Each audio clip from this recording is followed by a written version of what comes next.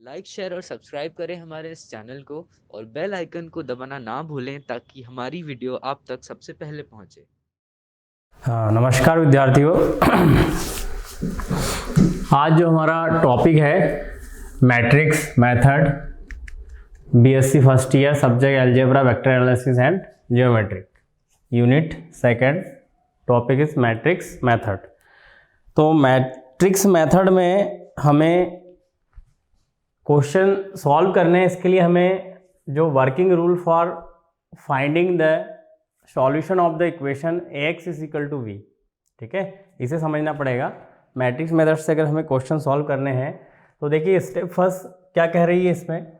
Step first का मतलब होता है P rho A does not equal to row A B, ठीक है, does not equal to row A B. तो does not equal to row A B का मतलब क्या हुआ कि जो ए ऑगमेंट बी, ये जो साइन है ये ऑगमेंट का मतलब संवर्धित ऑब्जेक्ट का है। ए ऑगमेंट बी जो है आपका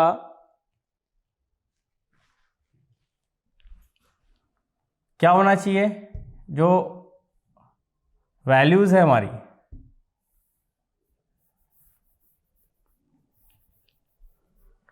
क्या values, row A does not equal to row A B, then equation A X is equal to B is inconsistent, ठीक है, क्या होना चाहिए, consistent and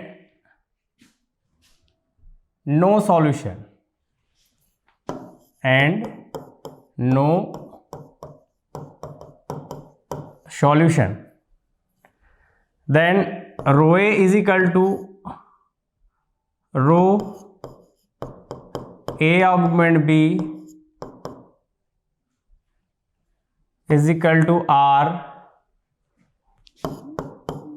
then equation AX is equal to B consistent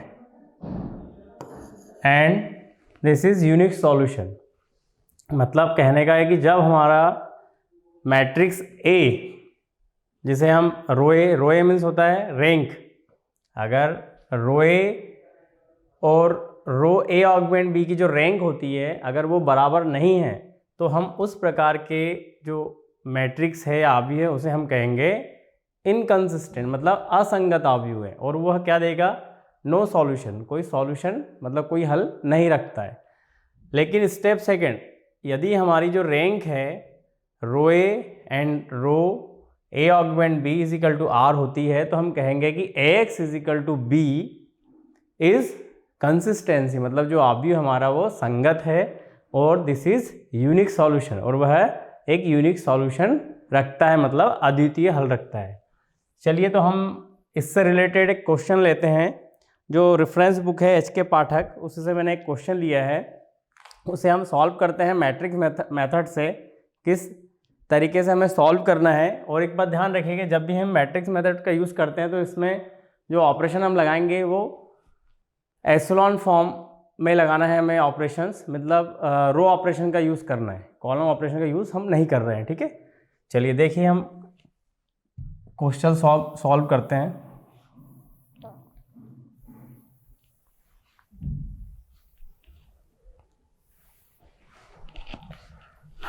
देखिए, solve by equation matrix method x plus Y plus Z is equal to 6, x minus Y plus Z is equal to 2x plus Y minus Z is equal to 1, ठीक है।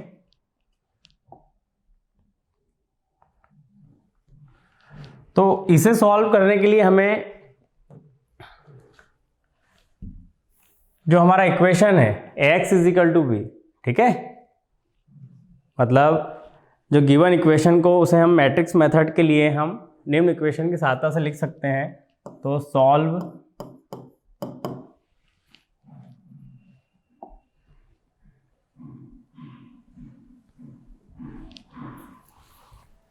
तो A X is equal to B, ठीक है, A X is equal to B form में हम ले रहे हैं।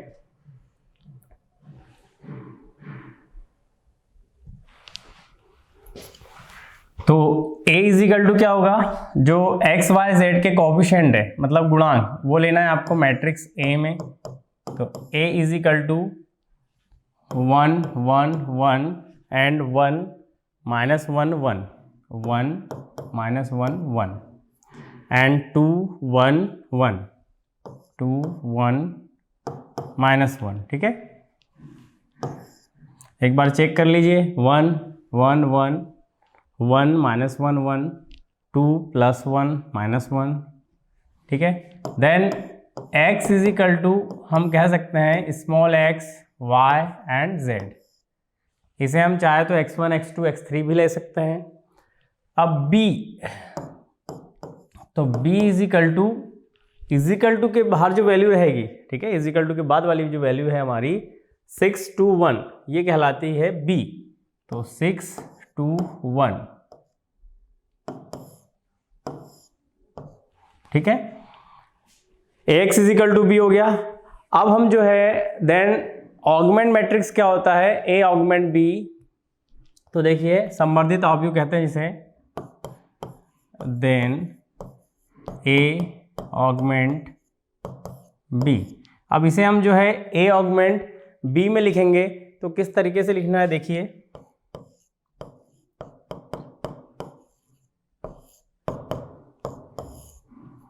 a मीन्स a को लिखिए 1 1 1 1 minus 1 1 2 1 minus 1।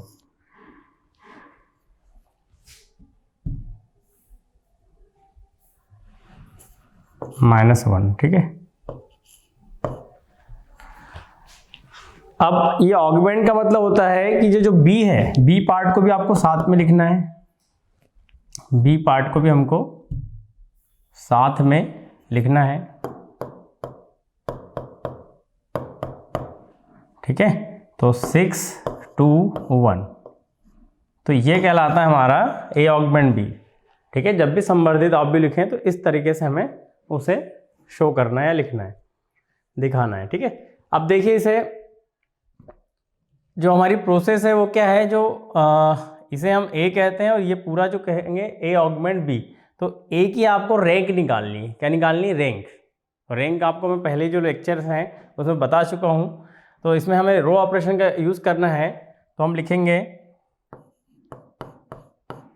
Applying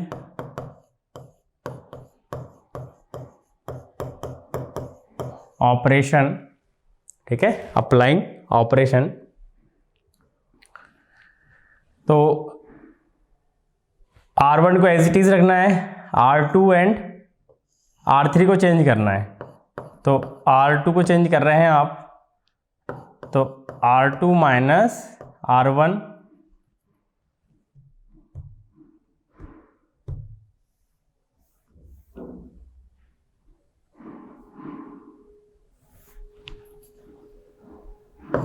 R2 minus R1 and R3 minus 2 R1। ठीक है, R1 में हमने 2 का मल्टीप्लाई किया तो 2 माइनस 2 0। मतलब कहने का ये है कि जो कॉलम जो है 1, ठीक है, ये 1 कॉलम में एंड फर्स्ट रो में ये जो वैल्यू है 1 और 2 इसको 0 करना है, इसलिए हमने ये 2 ऑपरेशन लगाए। ठीक है,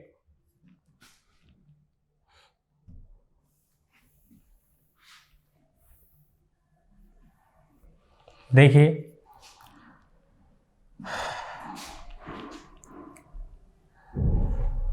R2 माइनस R1। ठीक है, तो जो R1 है उसको एज इट इज रखना है आपको, तो एज इट इज रखा आपने A ऑगमेंट B, R1 को एज इट इज रखना है तो 1 1 1 एंड 6। R2 को चेंज करना है आपको, R2 माइनस R1 तो 1 माइनस 1 0 माइनस 1। ठीक है, R2 की वैल्यू क्या है first, minus 1 minus 2 and R2 की थर्ड वैल्यू क्या है 1 1 0 एंड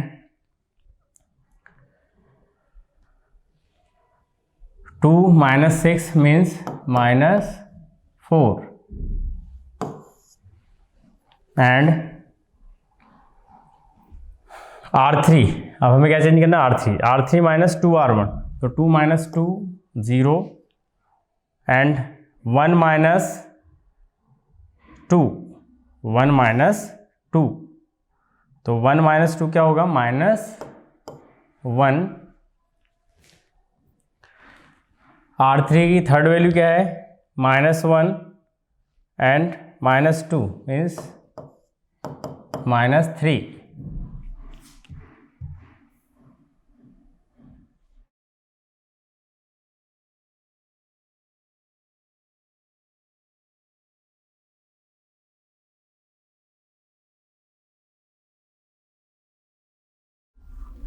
R3 की वैल्यू क्या है,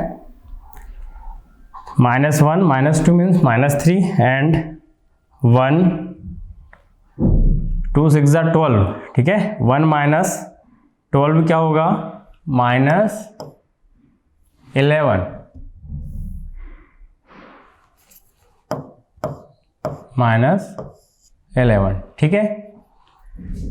एक बार और चेक कर लिए, R2 minus R1 means 1 minus 1 0, -1 -1 -2, 1 minus 1 0, 2 minus 6 -4, 2 minus 1 1 means 2 का मल्टीप्लाई कर रहे हैं हम R1 में, तो 2 माइनस 2 0 एंड 1 -2 -1 एंड -1 -2 -3 एंड 1 -12 -11, ठीक है। तो कंप्लीटली आपको रो ऑपरेशन का यूज़ करके सॉल्व करना है। अब देखिए नेक्स्ट स्टेप क्या होगी। यहाँ आपका 0 आ गया, आप चाहो तो R2 में हम -1/2 से मल्टीप्लाई कर दें, तो A augment B is equal to 1 1 1 6 0, -2 से मल्टीप्लाई कर रहे हैं तो यहाँ 1 आएगा आपका 0 एंड 2 एंड R3 में भी माइनस का मल्टीप्लाई कर दीजिए, -1 का, ठीक है। R3 में हम इसका मल्टीप्लाई कर दें -1 का, तो वैल्यू इस पॉजिटिव आ जाएगी, +1 3 एंड 11, ठीक है। अब देखिए यहाँ आपका 1 आ गया, तो अब ऊपर वाली वैल्यू जो है और नीचे वाली वैल्यू, इसे आपको क्या करना है, 0 करना है। तो अब ऐसे ऑपरेशन लगाएं ताकि वो 0 हो जाए। तो हम लगाएंगे, जैसे R1 को चेंज करना है, तो R1 minus R2 and R3 को चेंज करना है, तो R3 माइनस R2, मतलब R2 को आपको एज इट इज रखना है।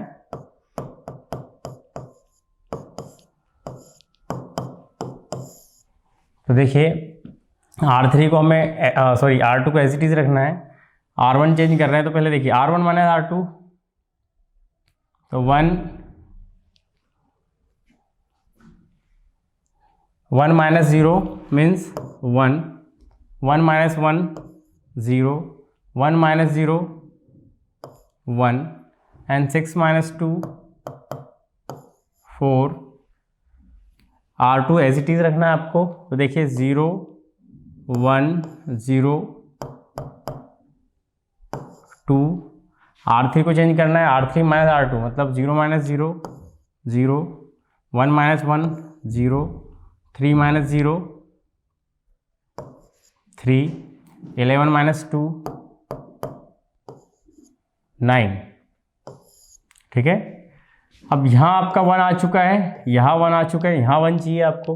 तो इसके लिए आप पहले तो R3 में 1/3 से मल्टीप्लाई कर दीजिए, तो A augment B is equal to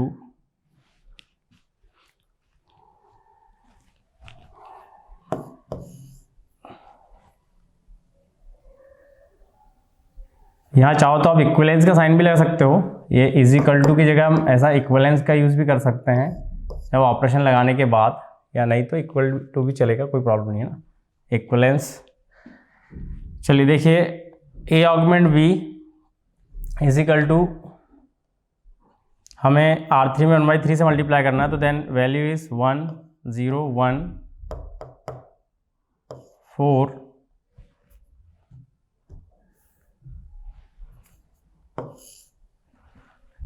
0 1 0 2 0 0 1 3 3 is 9। ठीक है,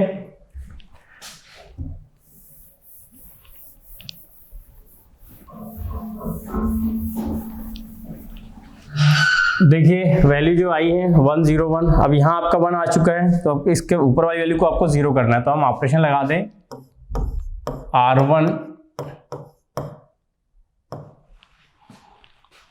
R1 भी चेंज करना है, R1 माइनस R3, ठीक है, R1 माइनस R3, R1 को आपको चेंज करना है, तो value is A augment B, equivalence का साइन लगा लो, ये भी चल जाएगा, कोई प्रॉब्लम नहीं, इक्वल टू भी हम लगा सकते हैं। अब देखिए R1 minus R3 means R1 को चेंज करना है आपको R3 में से, तो R1 की फर्स्ट वैल्यू क्या है 1 1 माइनस 0 1, ठीक है, R1 की सेकेंड वैल्यू क्या है 0 0 minus 0 0 and 1 minus 1 0 and 4 minus 3 1 0 1 0 0 0 1 2 and 3, ठीक है। अब देखिए जो मैट्रिक्स ए है उसे हमने आइडेंटिटी फॉर्म में ले आए हैं, अब हम आसानी से बता सकते हैं कि ए की रैंक क्या है और ए ऑगमेंट बी की रैंक क्या है, ठीक है। तो देखिए रो ए, रो फॉर रैंक है ना, rho A is equal to 3 and rho A augment B is equal to 3। देखिए जब भी ए ऑगमेंट बी निकाले तो एक कॉलम को आप छोड़ के 3 वैल्यू लेके आप अगर इसको सॉल्व करेंगे तो हमें जो रैंक है ए ऑगमेंट बी की वो 3 मिलेगी, ठीक है। इसके बाद हम बात करें, दोनों की रैंक 3 आ गई, तो जब 3 आती तो मैंने क्या कहा था कि दिए जो इक्वेशन है या दिया गया हमारा आव्यूह है वो क्या कहलाएगा, कंसिस्टेंसी कहलाएगा, मतलब जो आव्यूह है हमारा वो संगत है, ठीक है, संगत है। हमें वैल्यू निकालनी है एक्स वाई और जेड की, मतलब जो एक्स में हमने वैल्यू मानी थी, एक्स में क्या वैल्यू मानी थी आपने, X is equal to X Y and Z, ठीक है, इसकी वैल्यू निकालनी है आपको। तो देखिए हम कह सकते हैं इसमें rho A is equal to row A augment B is equal to 3, मतलब दोनों की जो रैंक है वो क्या है 3 है। अब नाउ अगेन जो इक्वेशन है उसे हम A X is equal to B form में लिख लें, मतलब A X is equal to B form में इस जो मैट्रिक्स है इसे लिखेंगे, तो ए इज इक्वल टू क्या होगा आपका, ये वैल्यू ए हो जाएगी आपकी 1 0 1 0 0 0 1 and x is equal to X Y Z and b is equal to 1 2 and 3, ठीक है। अब यहाँ से आप आसानी से कह सकते हैं कि जो इक्वेशन, यदि सपोज यहाँ वैल्यू अगर हम 0 नहीं करते हैं, है ना, अगर कोई वैल्यू 2 3 रहने भी देते तो इक्वेशन मान के इज इक्वल टू में हम 1 2 3 रख के एलिमिनेशन मेथड या सब्स्टिट्यूशन मेथड से भी हम एक्स वाई जेड की वैल्यू निकाल सकते हैं, लेकिन ऑपरेशन लगाने पर हमें आइडेंटिटी मैट्रिक्स मिल गया जो आसानी से हम यहाँ एक्स वाई जेड की वैल्यू निकाल सकते हैं। तो हम कह सकते हैं डायरेक्ट कि x is equal to means X Y Z, तो y की वैल्यू तो 0 है, तो x इज इक्वल टू क्या होगा आपका 1 and y is equal to 2 and z is equal to 3। ठीक है, यही वैल्यू हमें निकालनी है। जब वैल्यू जो है या मैट्रिक्स जो है हमारा इनकंसिस्टेंसी रहेगा तब हमें एक्स वाई जेड नहीं निकालना है, लेकिन कंसिस्टेंसी के हिसाब से या कंसिस्टेंसी जब रहेगी तो हमें एक्स वाई जेड की वैल्यू निकालनी है। तो देखिए हमने मैट्रिक्स मेथड से बड़ी आसानी से इस क्वेश्चन को सॉल्व किया। इसके अलावा इसमें जितने भी क्वेश्चंस हैं सभी आप इसी के अकॉर्डिंगली सॉल्व करेंगे। जैसे एक्स इज इक्वल टू आपको बी मानना है सबसे पहले, ठीक है, ए का कंपेयर करना है ये कोफिशिएंट के through, and B is equal to ये जो वैल्यू रहेगी वो, देन एक्स जो भी है आपका X one Y one Z one या एक्स वाई जेड ले सकते हैं हम इसे, और एसलॉन फॉर्म में मतलब रो ऑपरेशन का यूज़ करके हमें आइडेंटिटी मैट्रिक्स बनाकर rank A and rank A augment B निकालनी है, और उसके बाद एक्स वाई जेड की वैल्यू यहाँ इक्वेशन बना के हमें निकालनी है। यहाँ आप इक्वेशन भी बना सकते थे, लेकिन इक्वेशन यहाँ 0 0 होने के कारण बनी नहीं, डायरेक्ट हमारी वैल्यू आ गई। अगर इक्वेशन होती तो हम इक्वेशन बनाते हैं यहाँ पर, और देन इक्वेशन 1 2 को सॉल्व करके फिर हम एक्स वाई जेड की वैल्यू निकालते हैं। तो चलिए ठीक है, अब नेक्स्ट जो लेक्चर रहेगा हमारा उसमें मैं इनकंसिस्टेंसी एंड कंसिस्टेंसी से रिलेटेड कुछ क्वेश्चन सॉल्व कराऊंगा। Okay, thank you.